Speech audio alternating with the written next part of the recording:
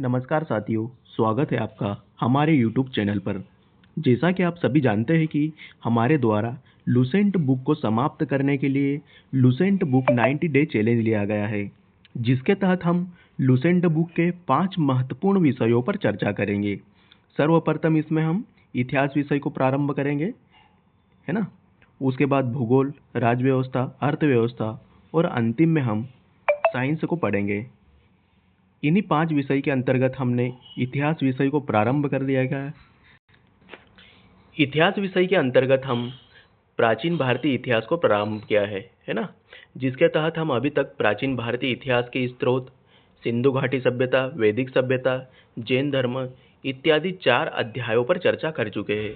आज से हम बौद्ध धर्म पर चर्चा करेंगे। और एक महत्वपूर्ण बात, यदि आप इन नोट्स को प्राप्त करना चाहते हैं तो हमारे टेलीग्राम से ले सकते हैं इन्हें, है ना। रविंद्र चौहान एकेडमी करके है टेलीग्राम का नाम, तो आप वहाँ से नोट्स प्राप्त कर सकते हैं। चलिए शुरू करते हैं। बौद्ध धर्म के संस्थापक गौतम बुद्ध है ना। बौद्ध धर्म के संस्थापक कौन है? गौतम बुद्ध है। इन्हें एशिया का ज्योतिर्पुंज भी कहा जाता है। गौतम बुद्ध को क्या कहा जाता है? एशिया का ज्योतिपुंज।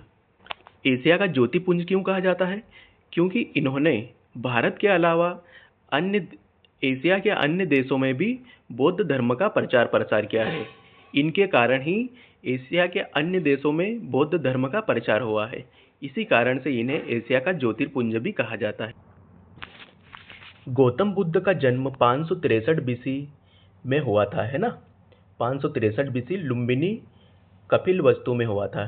कपिलवस्तु कहाँ पे स्थित है? नेपाल में स्थित है ना। मतलब गौतम बुद्ध का जन्म कहाँ पे हुआ था? नेपाल में हुआ था। इनके पिता का नाम, गौतम बुद्ध के पिताजी का नाम क्या था?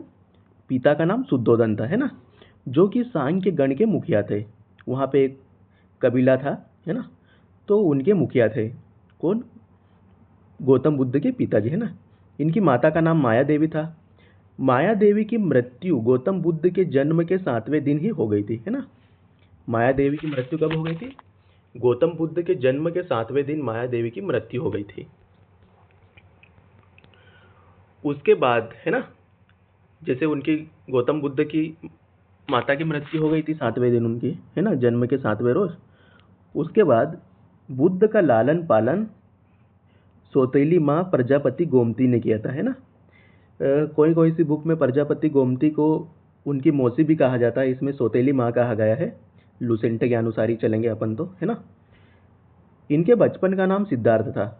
गौतम बुद्ध के बचपन का नाम क्या था? सिद्धार्थ था। बुद्ध का विवाह 16 वर्ष की अवस्था में यशोधरा से हुआ था, है ना।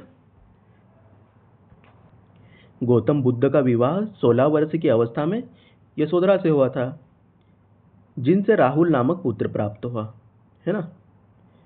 सिद्धार्थ जब कपिलवस्तु की सैर पर निकले तो उन्होंने निम्न 4 दृश्यों को क्रमशः देखा। जब वे कपिलवस्तु की सैर पर निकले तो उन्होंने निम्न 4 दृश्यों को देखा। आपके मन में सवाल आ रहा होगा कि पहले वे कपिलवस्तु में कभी नहीं निकले क्या? तो यह सही है ना। उनके पिताजी ने उन्हें कभी भी कपिलवस्तु में निकलने ही नहीं दिया, क्योंकि उनको देख के बहुत सारे ऋषि मुनियों ने कहा था कि ये लड़का आगे चलकर साधक ही बनेगा, है ना। इस कारण से उनके पिता ने कभी भी उन्हें बाहर नहीं निकलने दिया। तो जब वे पहली बार कपिलवस्तु की सैर पे निकले, है ना, जैसे वे कपिलवस्तु की सैर पे निकले तो उन्होंने क्रमशः 4 दृश्यों को देखा, है ना। सर्वप्रथम उन्होंने बूढ़े व्यक्ति को देखा, उसके बाद एक बीमार व्यक्ति को देखा और एक शव को देखा, है ना। और इनको देख के गौतम बुद्ध के मन में आया कि ये तो सभी पीड़ित ही है ना, कि ये मतलब सुखी व्यक्ति नहीं है। जिनको भी उन्होंने देखा इन 3 व्यक्तियों को, तो उन्होंने मन में सोचा कि यार ये तो सुखी व्यक्ति नहीं है। लेकिन जब अंतिम रूप से उन्होंने सन्यासी को देखा तो उन्होंने पाया कि यह प्रसन्नचित्त और खुश व्यक्ति है ना। और इन्हीं को देखकर उन्होंने सन्यासी जीवन ग्रहण किया, ठीक है ना। जब उन्होंने सन्यासी को देखा उसके बाद उन्होंने सन्यासी जीवन को ग्रहण किया है ना। इसके अलावा भी और कोई समस्या हो सकती है जिस कारण से इन्होंने सन्यासी बनना पसंद किया है ना। आगे देखते हैं। सांसारिक समस्याओं से व्यतीत होकर सिद्धार्थ ने 29 वर्ष की अवस्था में गृह त्याग किया, जिसे बौद्ध धर्म में महाभिनिष्क्रमण कहा गया है ना। क्या ये लाइन क्या बोल रही है कि सांसारिक समस्याओं से, है ना, व्यतीत होकर सिद्धार्थ ने 29 वर्ष की अवस्था में गृह त्याग किया, जिसे बौद्ध धर्म में महाभिनिष्क्रमण कहा गया। सिद्धार्थ ने 29 वर्ष की अवस्था में, है ना, गृह त्याग किया था। और गृह त्याग को बौद्ध धर्म में कौन से शब्द से उसे इंगित किया गया है? महाभिनिष्क्रमण शब्द से, है ना। बौद्ध धर्म में गृह त्याग को महाभिनिष्क्रमण कहा गया है। ये छोटे छोटे फैक्ट है जो एक दिवसीय एग्जाम में पूछे जाते हैं ना। इन चीज़ों को व्यवस्थित रूप से याद रखना। अब देखते हैं कि शिक्षा कहाँ से प्राप्त करी उन्होंने। तो गौतम बुद्ध ने वैशाली में अलार कलाम से सांख्य दर्शन की शिक्षा ग्रहण की, है ना। कहाँ पे? वैशाली में अलार कलाम से सांख्य दर्शन की शिक्षा ग्रहण की, जो कि गौतम बुद्ध के प्रथम गुरु भी हुए। अलार कलाम कौन? जिनसे बुद्ध ने सांख्य दर्शन की शिक्षा ग्रहण की, और अलार कलाम ही गौतम बुद्ध के प्रथम गुरु है। तथा अलार कलाम से उन्होंने शून्य के ज्ञान भी प्राप्त किया, है ना। एक तो सांख्य दर्शन की शिक्षा ली और दूसरा शून्य का ज्ञान प्राप्त किया। आगे देखते हैं।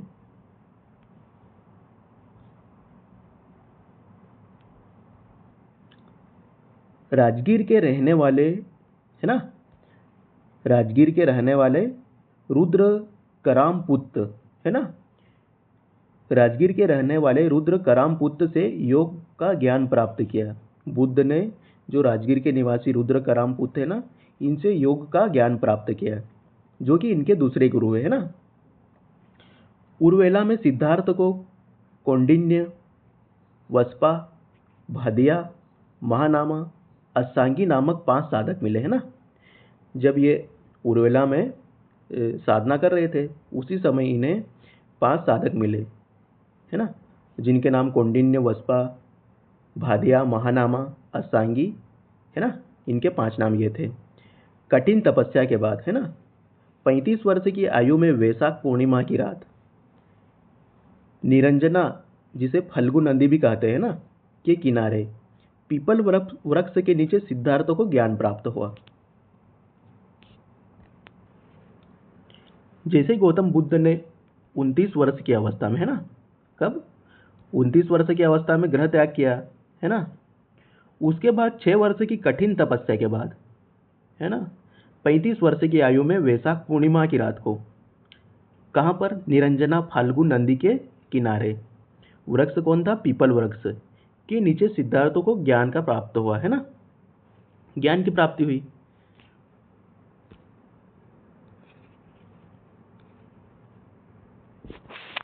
ज्ञान प्राप्ति के बाद सिद्धार्थ क्या, जैसे ही उनको ज्ञान प्राप्त हुआ, अब सिद्धार्थ न कहला के बुद्ध कहलाने लगे, है ना। ज्ञान प्राप्ति के पहले तो गौतम बुद्ध को सिद्धार्थ कहा जाता था, लेकिन जैसे ही ज्ञान प्राप्त हुआ उन्हें बुद्ध के नाम से जाना लगा। और जहाँ पे ज्ञान प्राप्त हुआ उस स्थान को बोध गया कहा गया, है ना। गौतम बुद्ध को जहाँ पे ज्ञान प्राप्त हुआ ना, उस स्थान को बोध गया कहा, है ना। जैसे ही ज्ञान प्राप्त हुआ उन्हें, तो उन्होंने सर्वप्रथम उपदेश सारनाथ यानी ऋषि पंतनम में दिया, है ना। जैसे किसी व्यक्ति को ज्ञान प्राप्त होता है ना। अब ज्ञान प्राप्त होता है तो वो उनके पास तो रखेंगे नहीं, है ना, वो अन्य लोगों के पास भी पहुंचाएंगे, है ना। जो ज्ञान प्राप्त हुआ है वो अन्य लोगों के भी पास पहुंचाएंगे ताकि उनका भी भला हो सके, है ना। तो जैसे ही उन्हें ज्ञान प्राप्त हुआ तो उन्होंने अपना प्रथम उपदेश सारनाथ में दिया, है ना, ऋषि पंतनम में ये। और इसी प्रथम उपदेश को बौद्ध धर्म में धर्म चक्र परिवर्तन कहा गया, है ना। जो उन्होंने पहला उपदेश दिया, है ना, तो बौद्ध धर्म में उस उपदेश को धर्म चक्र परिवर्तन कहा गया। याद रखना इसे।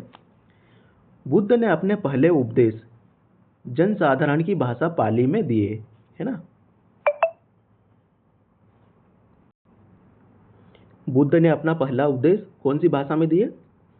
पाली भाषा में, ताकि सभी व्यक्तियों को समझ में आ सके, है ना। क्या है कि पाली उस समय जनसाधारण की भाषा थी, मतलब आम बोलचाल की भाषा थी, जिसे सभी वहाँ के निवासी बोलते थे, है ना, पाली भाषा। और पहला उपदेश उन्होंने उसी भाषा में दिया, कौन सी? पाली भाषा में।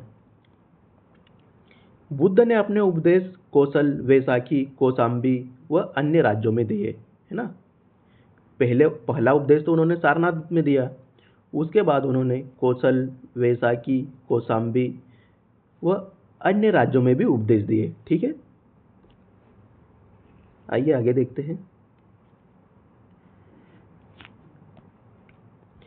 बुद्ध ने अपना पहला उपदेश कहाँ पे दिया था? सारनाथ ऋषि पंतन में, है ना। लेकिन गौतम बुद्ध ने अपने सर्वाधिक उपदेश कौशल देश की राजधानी श्रावस्ती में दिए, है ना। सर्वाधिक उपदेश कहाँ पे दिए? श्रावस्ती में, जो कि कौशल देश की राजधानी है ना। जैसे ही बौद्ध धर्म के उपदेश उन्होंने देना प्रारंभ किया, तो उनके उपदेश हर जगह पहुंचने लगे, फैलने लगे, है ना। जैसे ही गौतम बुद्ध उपदेश देना प्रारंभ करते हैं, है ना, उनसे वहाँ के लोग तो प्रभावित होते ही है, लोगों के साथ साथ में वहाँ के आसपास के शासक भी प्रभावित होने लगते हैं उस समय के, है ना। और उस समय के क्या, उसके बाद के शासन भी प्रभावित होने लगते हैं बौद्ध धर्म से। इसी क्रम में जो शासक हुए जिन्होंने बौद्ध धर्म को अपनाया, जिसमें मुख्य रूप से है बिंबिसार, प्रसेनजीत व उदयन, है ना, इन्होंने भी बौद्ध धर्म को अपनाया था। अब देखते हैं कि गौतम बुद्ध की मृत्यु कब हुई, है ना। गौतम बुद्ध की मृत्यु 80 वर्ष की अवस्था में, है ना, 483 बीसी में कुशीनारा जो कि कहाँ पे स्थित है? कुशीनारा के स्थान है देवरिया, उत्तर प्रदेश में स्थित, है ना, में चुंद द्वारा भोजन अर्पित करने के बाद हो गई, है ना। 80 वर्ष की अवस्था में 483 बीसी में कुशीनारा, देवरिया, उत्तर प्रदेश में चुंद द्वारा भोजन अर्पित करने के बाद गौतम बुद्ध की मृत्यु हो गई। बौद्ध धर्म में इसे महापरिनिर्वाण कहा गया, है ना। गौतम बुद्ध की मृत्यु को, है ना, बौद्ध धर्म में क्या कहा गया? महापरिनिर्वाण कहा गया।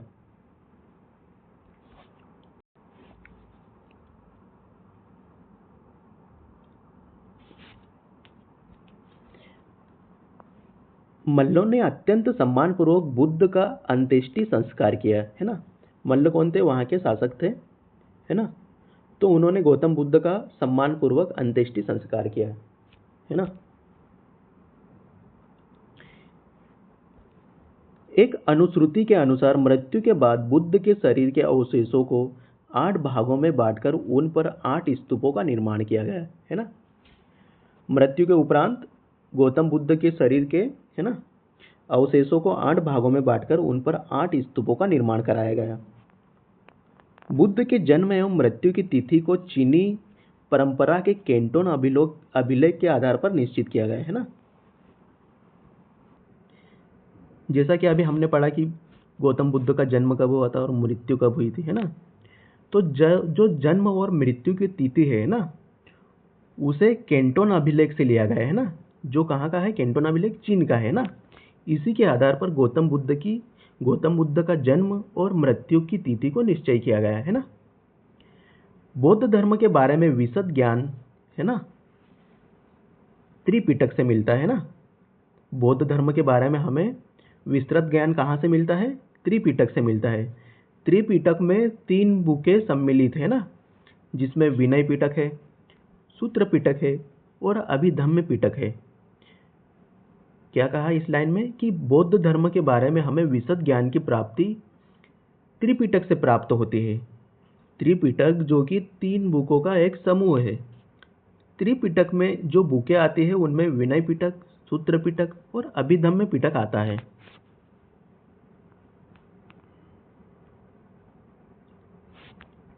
और इन तीनों पिटकों की भाषा कौन सी है? इन्हों तीनों पिटकों की भाषा पाली है ना।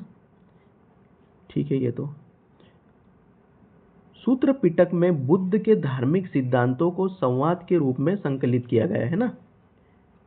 क्या कहा गया कि सूत्र पिटक में बुद्ध के धार्मिक सिद्धांतों को संवाद के रूप में, जैसे कि अपन दोस्त यार बैठ के संवाद करते हैं ना, संवाद के रूप में संकलित किया गया है ना सूत्र पिटक में बुद्ध के धार्मिक सिद्धांतों को। जो गौतम बुद्ध ने धार्मिक सिद्धांत दिए हैं ना, गौतम बुद्ध के द्वारा जो धार्मिक सिद्धांत दिए गए हैं, तो उन्हें सूत्र पिटक में एक संवाद के रूप में संकलित किया गया है कि बात विचार के रूप में, जैसे कि हम किसी से प्रश्न उत्तर पूछते हैं आमने सामने बैठ के, जैसे हम बातें करते हैं, उसी संवाद के रूप में सूत्र पिटक में संकलित किया गया है ना।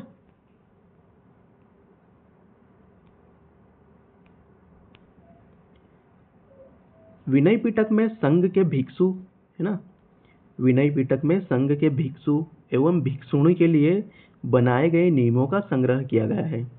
विनय पिटक में क्या है, जो बौद्ध धर्म का संघ होता था है ना, और संघ में जो भिक्षु और भिक्षुणी मतलब रहते थे है ना, तो उनके लिए नियमों का संग्रह कहाँ पे है? विनय पिटक में है। और इसमें संघ के अनुशासन के तोड़ने पर किए जाने वाले प्रायश्चितों की सूची भी दी गई है ना। विनय पिटक में किस चीज का उल्लेख किया गया है कि जो संघ में भिक्षु एवं भिक्षुणी रहते हैं ना, संघ में भिक्षु एवं भिक्षुणी रहते हैं, तो वे कैसे रहेंगे, क्या करेंगे, तो उनके नियमों का संग्रह कहाँ पे किया गया है? विनय पिटक में कहा गया है। और इसमें संघ के अनुशासन और जो इसमें जो नियम दिए गए हैं विनय पिटक में है ना, भिक्षु और भिक्षुणी के लिए, अगर ये इन्हें तोड़ते हैं तो इनके लिए कौन सा दंड होगा, कैसे प्रायश्चित कर सकेंगे है ना, इसके बारे में भी बताया गया है विनय पिटक में।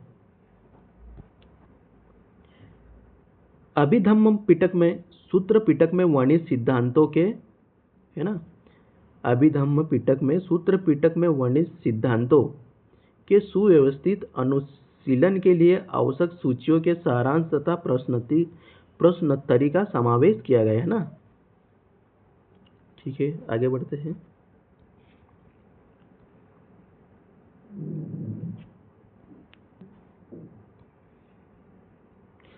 ये पढ़ लेना, ज्यादा इंपॉर्टेंट नहीं है। सूत्र पिटक के 5 निकाय है ना, सूत्र पिटक के 5 निकाय है, दिग, मंजिम, संयुक्त, अगुंतर और खुद्दक। सूत्र पिटक के 5 निकाय है, दिग, मंजिम, संयुक्त, अगुंतर और खुद्दक। बुद्ध के पूर्व जन्मों से जुड़ी जातक कथाएं खुद्दक निकाय की 15 पुस्तकों में से एक है ना। जैसे सूत्र पिटक के 5 निकाय है, जिसमें दिग, मंजिम, संयुक्त, अंगुतर और खुद्दक है। तो इसमें क्या कहा गया है कि जो बुद्ध के पूर्व जन्मों से जुड़ी कहानियां है ना, जो कि जातक कथाएं है ना, जिन्हें जातक कथाएं कहते हैं, कि खुद्दक निकाय की 5 पुस्तकों में से एक है ना। बुद्ध के पूर्व जन्मों से जुड़ी जातक कथाएं खुद्दक निकाय की 15 पुस्तकों में से एक है ना। जो जातक कथाएं है ना, वो खुद्दक निकाय की 15 पुस्तकों, खुद्दक निकाय की 15 पुस्तकों में से एक है। खुद्दक निकाय में है ना, खुद्दक निकाय में धम्मपद में नैतिक उपदेशों का पद्यात्मक संकलन किया गया है। थेरवाद, बौद्ध भिक्षुओं का गीत है इसमें। थेरी गाथा, बौद्ध भिक्षुणियों के गीत है इसमें। ये लाइन याद रखना, पूछ सकते हैं। बौद्ध धर्म मूलतः अनिश्वरवादी है ना। इसमें आत्मा की परिकल्पना भी नहीं की गई है। अनिश्वरवादी मतलब ये ईश्वर को नहीं मानते है ना, और इसमें आत्मा की परिकल्पना भी नहीं है, अर्थात आत्मा को भी नहीं मानते। बौद्ध धर्म में ईश्वर को भी नहीं मानते, ईश्वर को भी नहीं मानते और आत्मा को भी नहीं मानते है ना।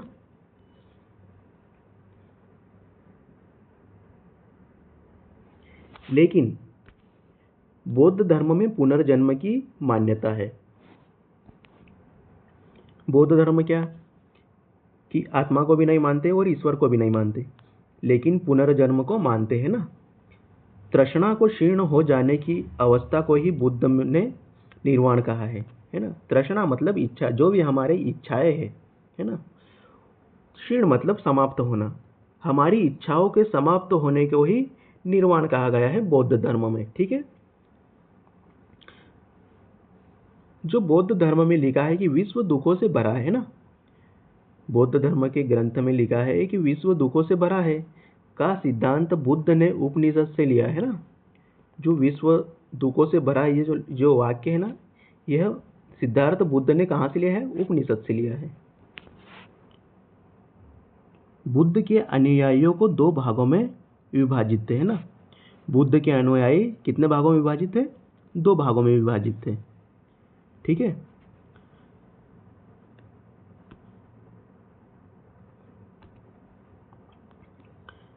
दो भागों में विभाजित थे, जिसमें प्रथम कौन थे? भिक्षुक थे।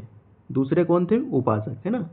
बुद्ध के अनुयायियों को भिक्षुक और उपासक, है ना, इन दो भागों में बांटा गया था। भिक्षु कौन थे? देखते हैं। बौद्ध धर्म के प्रचार के लिए जिन्होंने संन्यास ग्रहण किया, इन्हें भिक्षुक कहा गया है ना। जैसे बौद्ध धर्म का प्रचार प्रसार करने के लिए जिन व्यक्तियों ने संन्यास ग्रहण किया है ना, उन्हें ही भिक्षुक कहा जाता है। ये क्या करते थे? बौद्ध धर्म का प्रचार प्रसार करते थे, है ना। बौद्ध धर्म की शिक्षाओं को फैलाते थे, है ना, उनकी बातों को फैलाते थे, है ना, ताकि इनसे बौद्ध धर्म का प्रचार प्रसार हो सके। और उपासक कौन थे? गृहस्थ जीवन व्यतीत करते हुए बौद्ध धर्म को अपनाने वालों, है ना, जो सामान्य व्यक्ति थे लेकिन बौद्ध धर्म का पालन करते थे, उन्हें क्या कहा जाता है? उपासक कहा जाता है।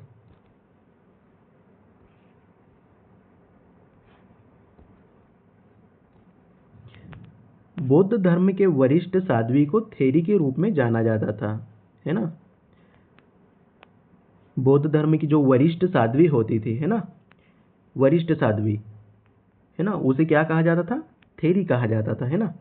बौद्ध धर्म में सम्मिलित होने के लिए न्यूनतम आयु सीमा कितने वर्ष थी? 15 वर्ष।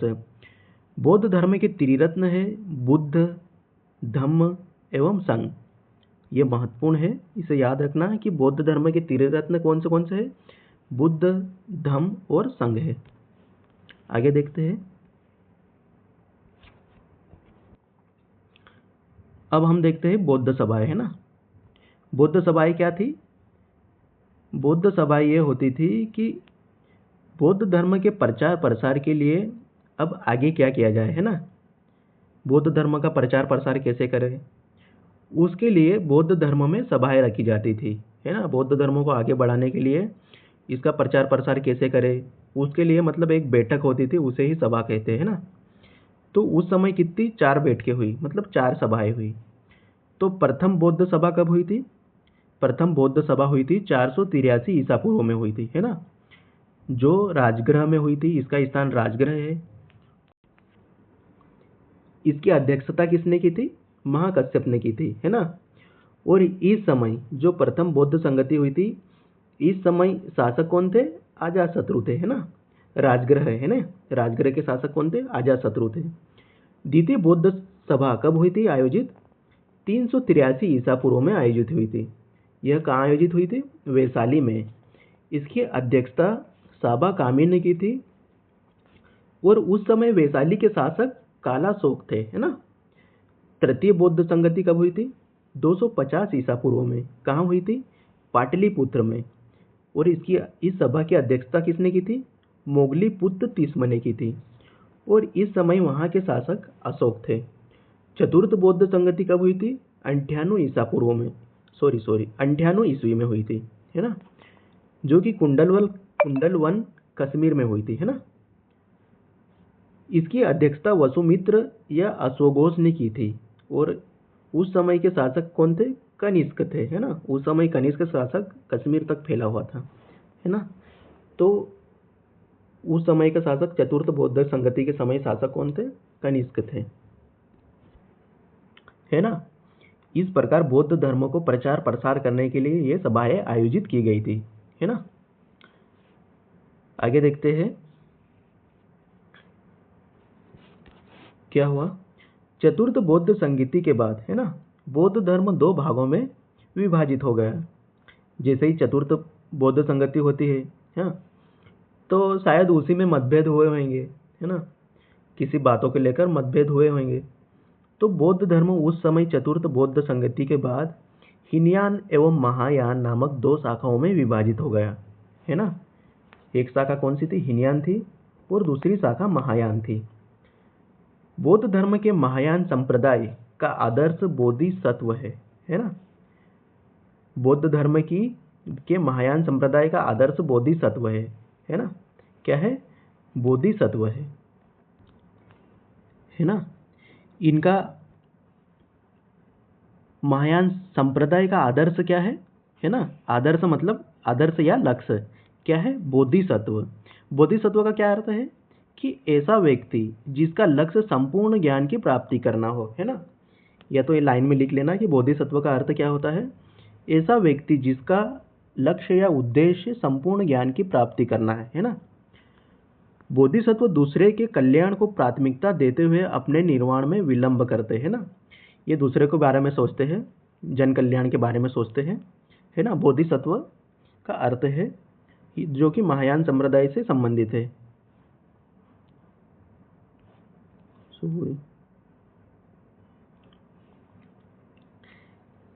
हीनयान का आदर्श है ना। हीनयान का आदर्श अहत पद को प्राप्त करना है ना। जो व्यक्ति अपनी साधना से निर्वाण की प्राप्ति करते हैं उन्हें ही अरहत कहा गया है ना। जो व्यक्ति साधना से निर्वाण की प्राप्ति करते हैं, साधना करते हुए जो व्यक्ति निर्वाण की प्राप्ति करते हैं उन्हें ही अरहत कहा गया है। धार्मिक जुलूस का प्रारंभ सबसे पहले बौद्ध धर्म के द्वारा ही किया गया है ना। जो धार्मिक जुलूस अभी भी हम निकालते हैं ना, अपने हिंदू धर्म में भी निकालते हैं, इस्लाम धर्म में भी निकालते हैं, तो ये धार्मिक जुलूस का प्रारंभ सबसे पहले बौद्ध धर्म के द्वारा किया गया, फिर इन धर्मों के द्वारा अपनाया गया है ना।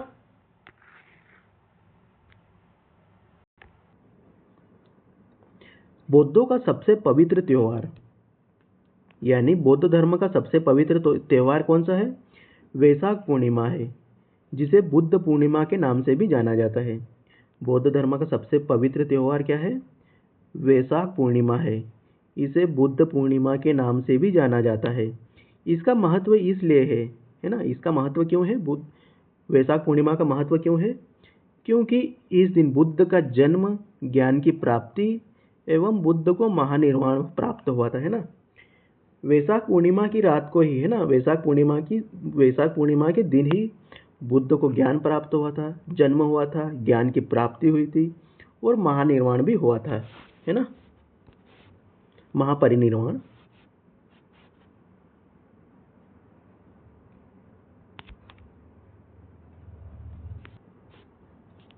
बुद्ध ने सांसारिक दुखों के संबंध में 4 आर्य सत्यों का उपदेश दिया है ना।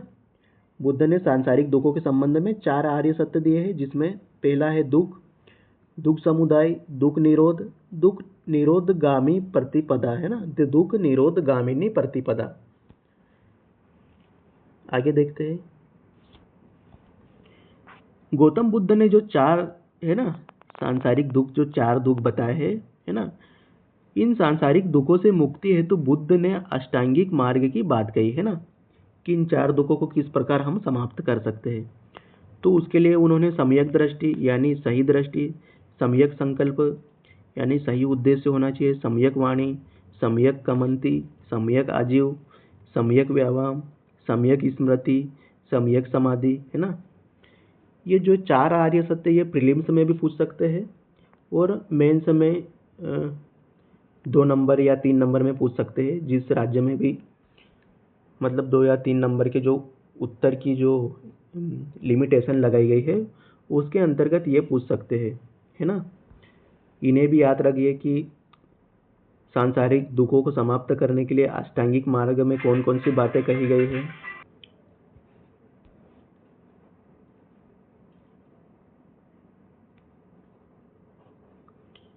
जैसा कि बुद्ध ने 4 आर्य सत्य बताए है ना, और उन्हें समाप्त करने के लिए बुद्ध ने अष्टांगिक मार्गों के बारे में बताया है। तो बुद्ध के अनुसार अष्टांगिक मार्गों के पालन करने के उपरांत मनुष्य की बहुतृष्णा नष्ट हो जाती है ना। तृष्णा मतलब इच्छाएं, है ना। जो इच्छाएं है, जो हमारी इच्छाएं है ना, वो नष्ट हो जाती है और उसे निर्वाण प्राप्त हो जाता है ना। निर्वाण बौद्ध धर्म का परम लक्ष्य है, जिसका अर्थ है दीपक का बुझ जाना, अर्थात जीवन मरण के चक्र से मुक्त हो जाना। जीवन मरण के चक्र से मुक्त हो जाना अर्थात कि एक बार जन्म हो गया, मतलब अभी जन्म मिला, उसके बाद जन्म मिलेगा ही नहीं, है ना। जीवन मरण के चक्र से मुक्त हो जाना, इसका अर्थ है निर्वाण का अर्थ, है ना। ये बौद्ध धर्म में कहा गया है। आइए आगे देखते हैं। बुद्ध ने निर्वाण प्राप्ति को सरल बनाने के लिए, है ना, बुद्ध ने निर्वाण प्राप्ति को सरल बनाने के लिए निम्न 10 शीलों पर बल दिया है। 10 बातें निर्वाण प्राप्ति है। अगर आपको निर्वाण प्राप्ति करना है तो इन 10 बातों का ध्यान रखना पड़ेगा, है ना। तो उन्होंने 10 बातों में पहली बात कौन सी कही है?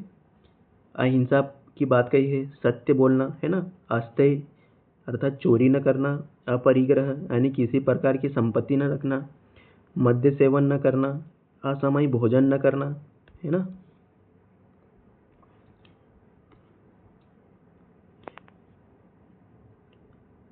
सुखप्रद बिस्तर पर नहीं सोना, है ना। सुखप्रद बिस्तर पर नहीं सोना, धन संचय न करना, स्त्रियों से दूर रहना, नृत्य ज्ञान आदि से दूर रहना, है ना। अगर निर्वाण प्राप्ति करना है तो आपको इन 10 बातों का ध्यान रखना पड़ेगा। इन 10 बातों से दूर ही रहना, तभी निर्वाण प्राप्ति हो पाएगी, है ना। यह बौद्ध धर्म में कहा गया है। गृहस्थों के लिए केवल प्रथम 5 शील तथा भिक्षुओं के लिए 10 शील मानना अनिवार्य है ना। जो गृहस्थ है उनके लिए तो ये 5 ही, जो ऊपर के 5 10 शील है ना, 5 जो बातें कही गई है वो अनिवार्य गृहस्थों के लिए, है ना।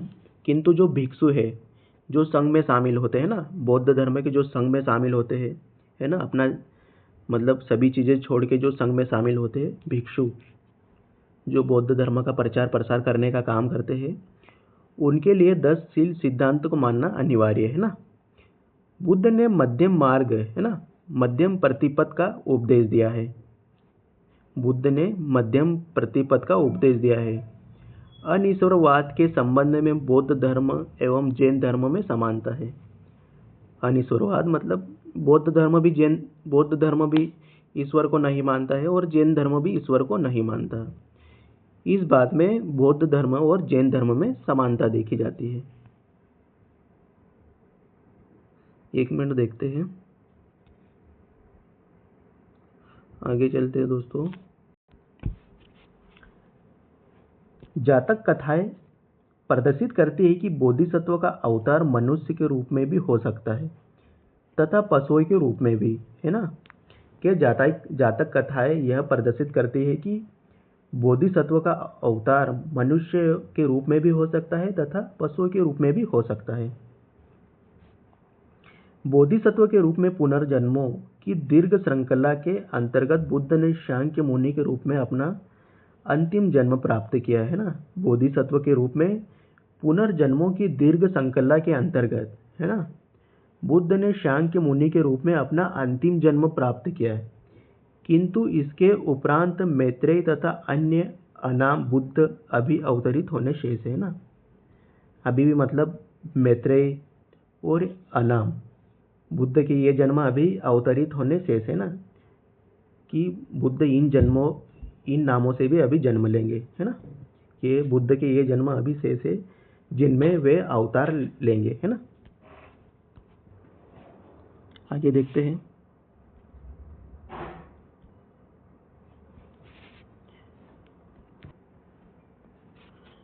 सर्वाधिक बुद्ध मूर्तियों का निर्माण, है ना। सर्वाधिक बुद्ध मूर्तियों का निर्माण गांधार शैली में किया गया है, लेकिन बुद्ध की प्रथम मूर्ति संभवतः मथुरा कला में बनी, है ना। बुद्ध की सर्वाधिक मूर्तियां तो गांधार शैली में निर्मित की गई, है ना। सर्वाधिक मूर्तियां गांधार शैली में निर्मित की गई है, लेकिन बुद्ध की प्रथम मूर्ति संभवतः ना, मतलब ऐसा अनुमान है कि मथुरा कला में बुद्ध की प्रथम मूर्ति बनी है ना। तिब्बत, भूटान एवं पड़ोसी देशों में बौद्ध धर्म का प्रचार पदम संभव गुरु दिन 5 ने किया, है ना। भारत के पड़ोसी देश जैसे तिब्बत, भूटान, है ना, इनमें बौद्ध धर्म का प्रचार किसने किया? पद्मसंभव ने किया। इनका संबंध बौद्ध धर्म के वज्रयान शाखा से था, है ना। जैसे कि अपन ने हीनयान और महायान तो पढ़ा ही था, उसके बाद भी बौद्ध धर्म और शाखाओं में विभाजित हुआ, जिसमें वज्रयान शाखा है ना। इसकी 123 फीट ऊंची मूर्ति हिमाचल प्रदेश के रेवार सर झील में है। आगे देखते हैं।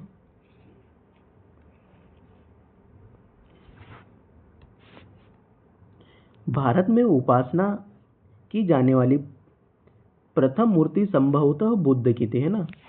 भारत की में सर्वप्रथम उपासना बुद्ध की मूर्ति, भारत में उपासना की जाने वाली प्रथम मूर्ति संभवतः बुद्ध की थी, है ना। जो प्रथम बुद्ध की मूर्ति थी ना, उसके लिए सर्वप्रथम उपासना की गई थी भारत में, है ना। स्तूप वैदिक काल से भारत में प्रचलित समाधान टीले, है ना, जिसमें मृतकों के अवशेष और राख को रखा जाता था। स्तूप क्या है? स्तूप वैदिक काल से, है ना।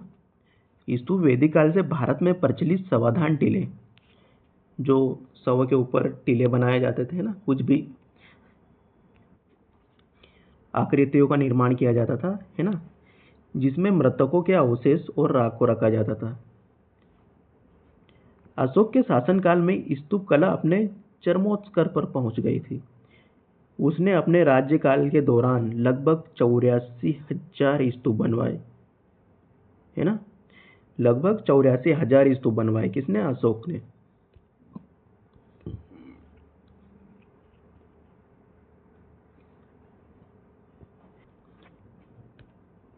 वैदिक परंपरा से प्रेरित स्तूपों को बौद्ध द्वारा लोकप्रिय बनाया गया, है ना।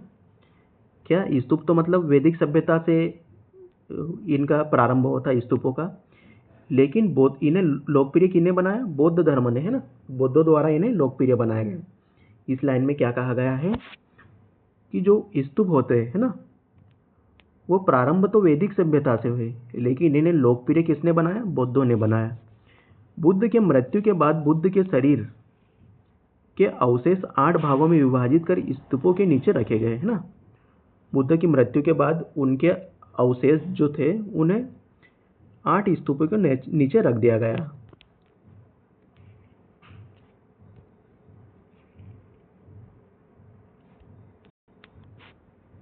क्या? स्तूपों को 5 श्रेणियों में वर्गीकृत किया जा सकता है। पहला है अवशेष स्तूप, जिसमें बुद्ध और अन्य धार्मिक व्यक्तियों के अवशेष रखे गए हैं, जैसे सांची का स्तूप, है ना। सांची के स्तूप में यह अवशेष रखे गए हैं ना, ये इसका उदाहरण है अवशेष स्तूप का। वस्तु स्तूप, बुद्ध या उनके शिष्यों से संबंधित वस्तुएं रखी गई, जैसा वैशाली का स्तूप।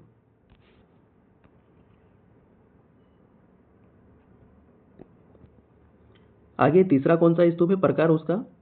स्मारक स्तूप, है ना। स्मारक स्तूप बुद्ध और उनके शिष्यों के जीवन की घटनाओं को याद करने के लिए बनाए गए स्तूप, है ना। बुद्ध और उनके शिष्यों के जीवन की घटनाओं को याद करने के लिए बनाए गए स्तूप, जैसे श्रीलंका के अनुराधापुर का स्तूप, है ना, इसका उदाहरण है स्मारक स्तूप का।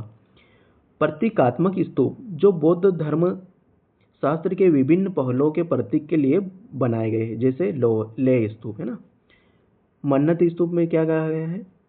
जो यात्राओं के उपलक्ष्य में या आध्यात्मिक लाभ प्राप्त करने के लिए बनाए गए हैं।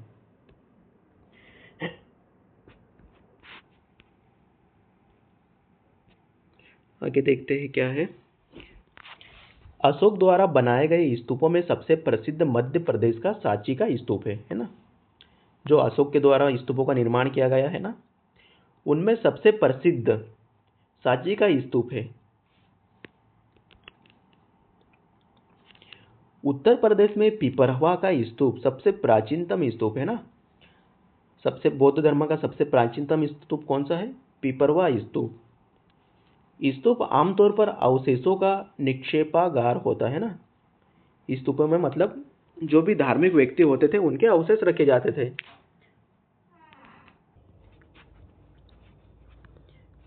बौद्ध परंपरा में स्तूप एक संकल्प अर्पित या स्मारक संरचना होती है ना। स्मारक जैसे हम किसी की याद में बनाते हैं ना, स्मारक। तो इसी प्रकार बौद्ध परंपरा में स्तूप एक संकल्प अर्पित या स्मारक संरचना होती थी।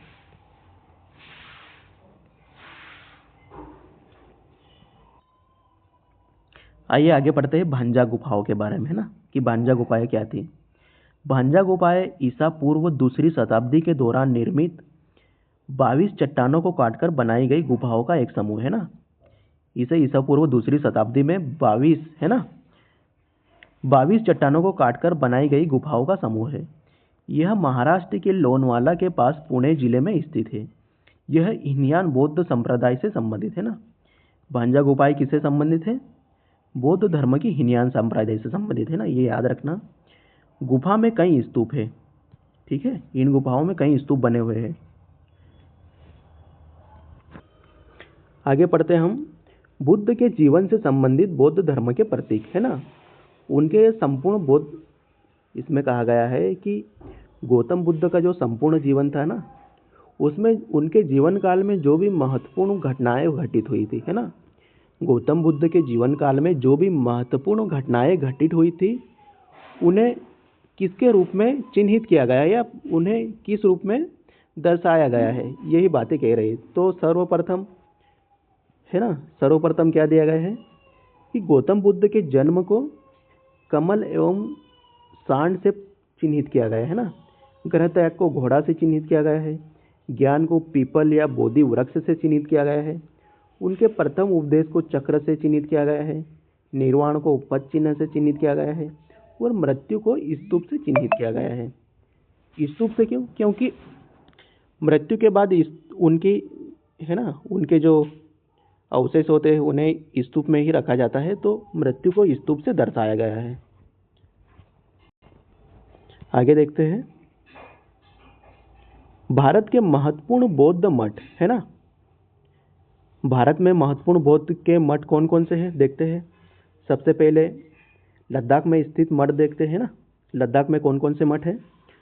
तो हेमिस मठ और थिगसे मठ, है ना, ये लद्दाख में स्थित है, हेमिस मठ और थिगसे मठ।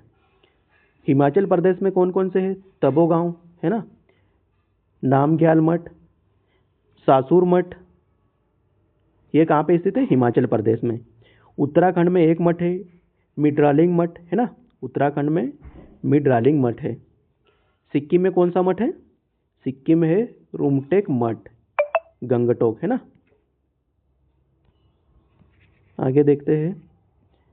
अरुणाचल प्रदेश में कौन सा मठ है? तवांग मठ, ये कहाँ पे है? तवांग मठ कहाँ पे स्थित है? अरुणाचल प्रदेश में है। और बोधिमठा मठ कहाँ पे स्थित है? यह बिहार के बोध गया में स्थित है। ठीक है दोस्तों, आगे देखते हैं। कर्नाटक में कौन सा मठ स्थित है? नाम डार्लिंग मठ, है ना, ये कहाँ पे स्थित है? नाम डार्लिंग मठ, यह कर्नाटक के मैसूर में स्थित है ना। ठीक है, आगे कौन सी बातें हैं देखते हैं। ठीक है दोस्तों, ये वही है। क्या पीडीएफ अच्छी नहीं थी तो ये फिर से उसकी पीडीएफ बनाई, तो वही है ना।